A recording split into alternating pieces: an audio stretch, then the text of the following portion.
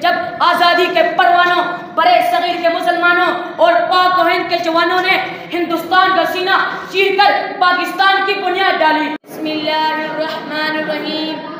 मोहतरम सदर साहब, मुअज़्ज़ज़ असातिज़े किराम और मेरे हम मकतब साथियों, अस्सलामु अलैकुम व रहमतुल्लाहि व बरकातुहू। इस महफिल की रौनक, हर तरफ आंखों को सुकून देने वाला, सब हिलाली परचम और आज़ादी के नगमे गाते इन नन्हे बच्चे देखकर आप समझ गए होंगे मैं किस उन्वान पर तकरीर करने जा रहा हूँ। आज़ादी, आज़ादी, आज़ादी।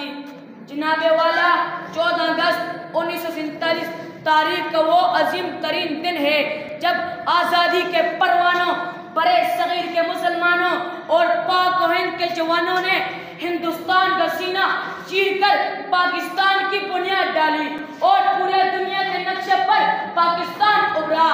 फला फूला